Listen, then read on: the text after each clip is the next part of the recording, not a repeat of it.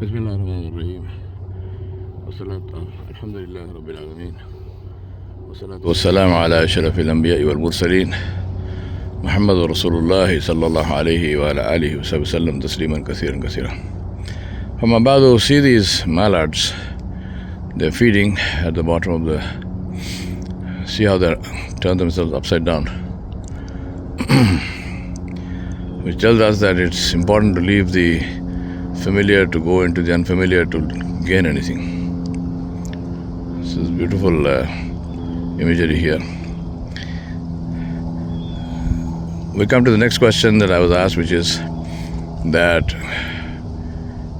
what must I do? I have a business degree, and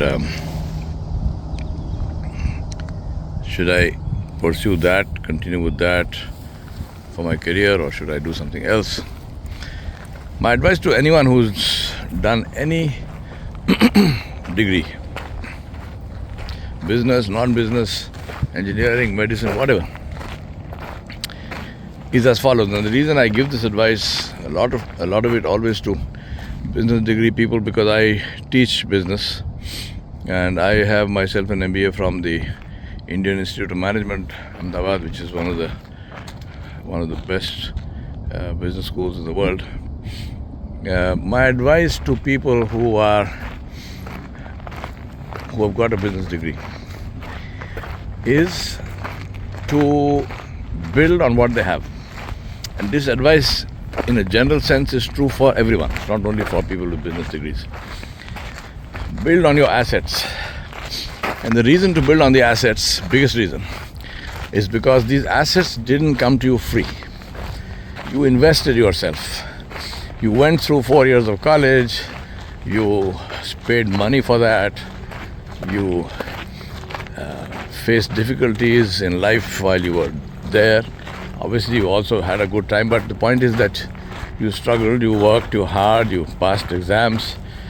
You came out with a good degree, and if you don't build on those assets, and if you decide to change course, then you are, I won't say trashing what you learned, because no knowledge is ever trashed, but you're definitely parking it on the side.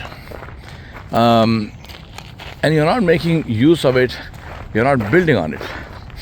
It's like saying you spent 4 years building a platform which is 4 feet tall, and now you need to climb higher. Now, which is the best option?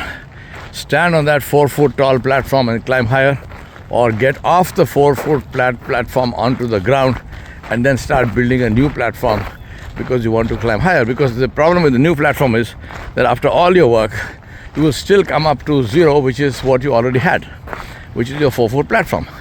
So why would you do that?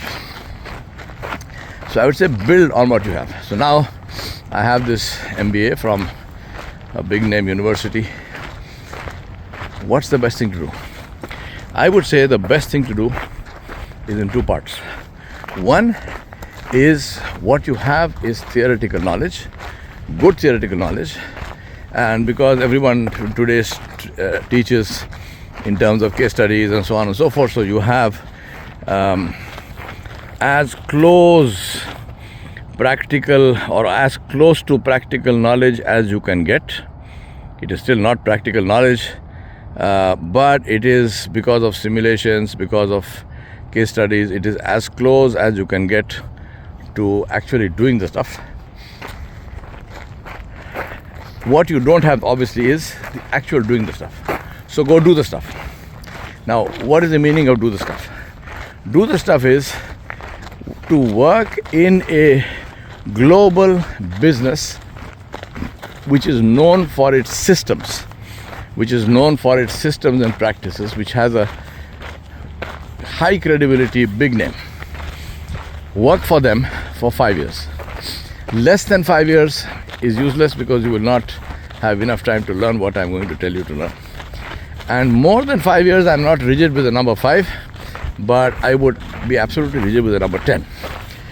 If you are there for more than 10 years, then you're wasting your time, because now you are coasting, you've got used to the nice life, you've gotten used to, by then you should be doing business travel and stuff, so you get used to that stuff, and you're not learning anything new. And that's a big danger. So I would say 5 years, maybe give it 2 more years if you still have to complete some loops, and then get out and start your own business. Now, why would you work for a global corporation to begin with? Why not start your own business right now? Because you do not have practical experience, and it makes a lot of sense to get practical experience and get paid for it. The only place that happens is when you work for somebody. And why therefore work for a global corporation? For 2 reasons. One is because they have the best systems, and you will learn the best systems from them. They will also pay you a higher salary than your mom and pop shop. And third thing is that if at any point in time you need a job, that name of that global corporation on your CV will get you the job. Looks very good. And that's a very good reason for working in a global corporation. So for example, I spent from 1994 onwards, I didn't actually work for GE, although I was interviewed for GE by one of my good friends, Bonnie McIver, who passed away. She was head of training and leadership development for the Asia region based out of Hong Kong. She attended some training programs of mine in GE, and then she said to me, do you want to join GE full-time as a training manager? By then I had already had training at Crotonville. I was certified on several Crotonville courses and so on. And so I knew a lot about GE, and I knew a lot about GE in India, Asia, and in America. So this conversation happened in Singapore. We were in Singapore. I was teaching a course, GE course. I think it was NMDC, New Manager Development course. And Bonnie said, so I said to her, I don't think so.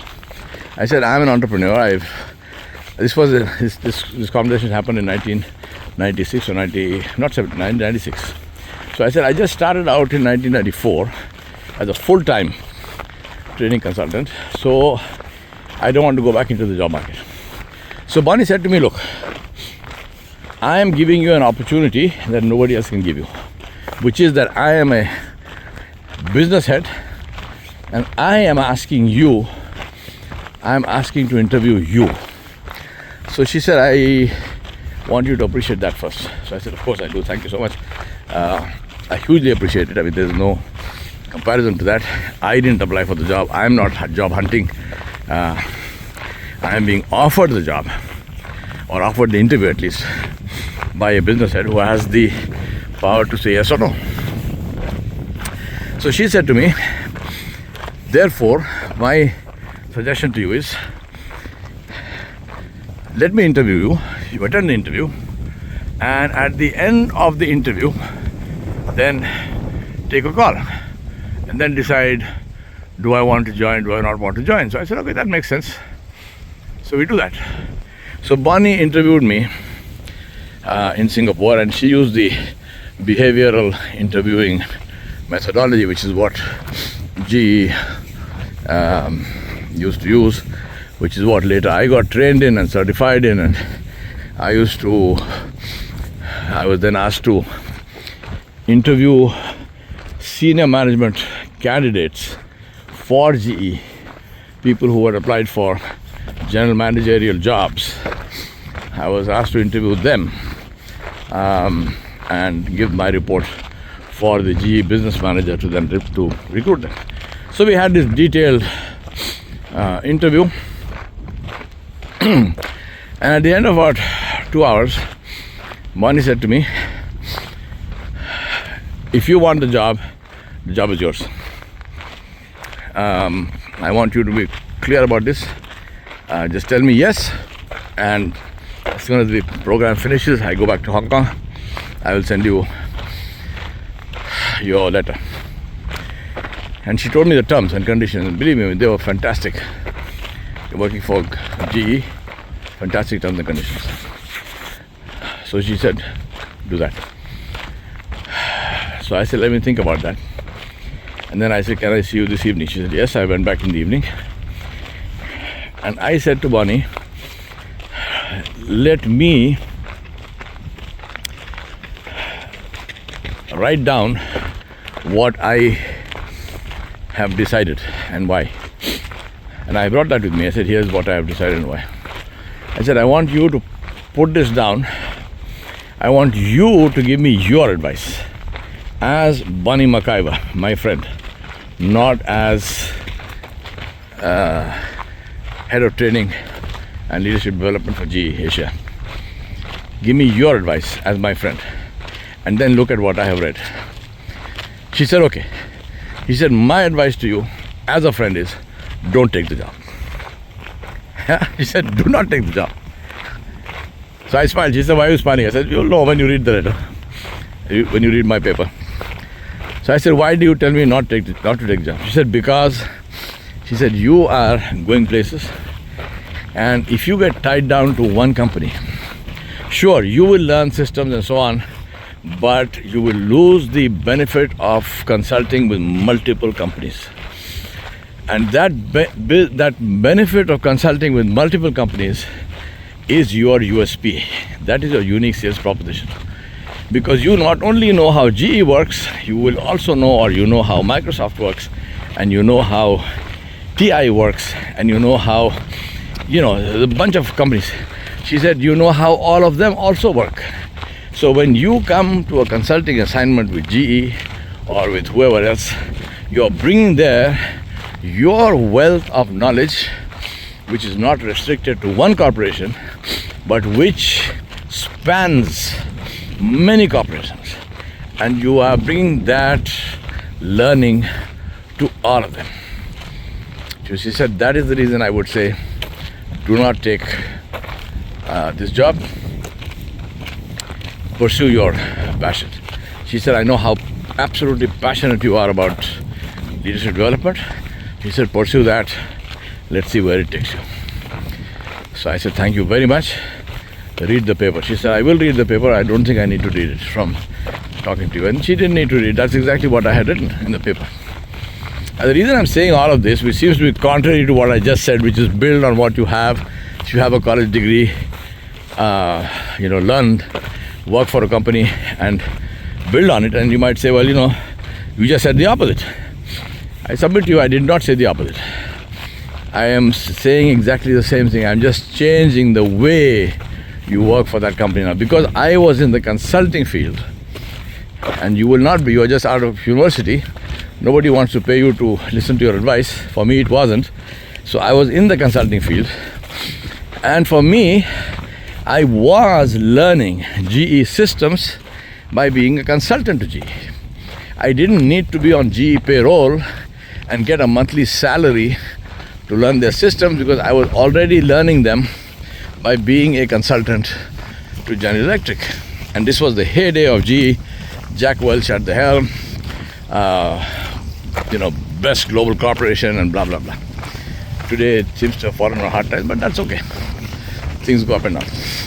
So for me, I was really doing what I'm advising here, which is to say, build on your assets. So with me, the asset was not only a college degree, it was college degree plus work experience as a consultant, 16 years work experience working as a profit center manager in mining, tea, coffee, cardamom and rubber industries. So I was bringing all of that to the table. It wasn't just a college degree.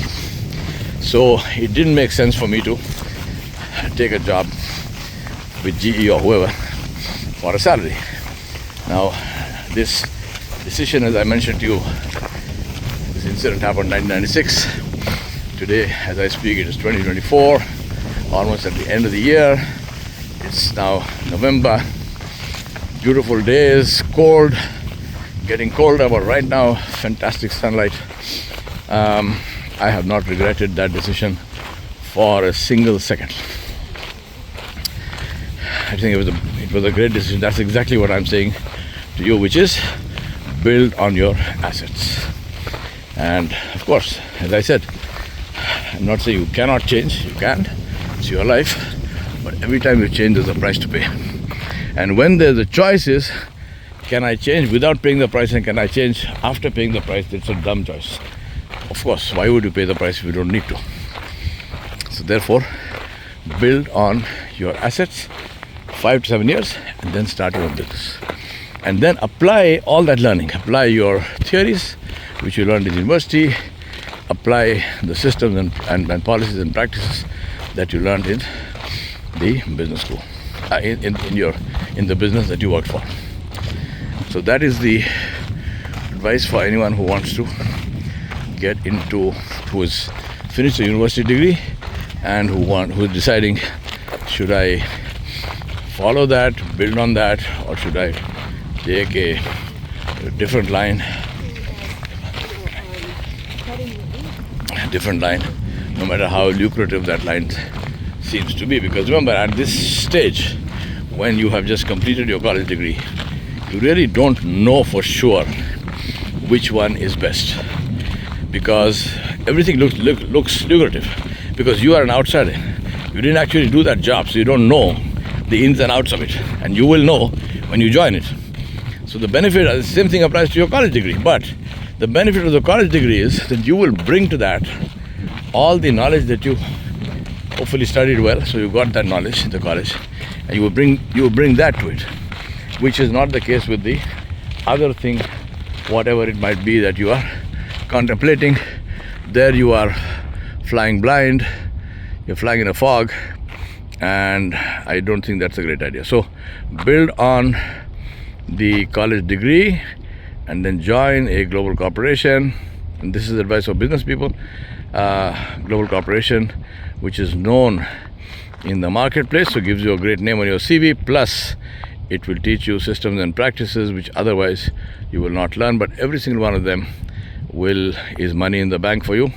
So learn that and then strike out on your own. Always don't stick with that, strike out on your own, because entrepreneurship is, as far as I'm concerned, the ultimate goal. وصلى الله على نبي الكريم وعلى آله وصحبه أجمعين برحمتك يا رب.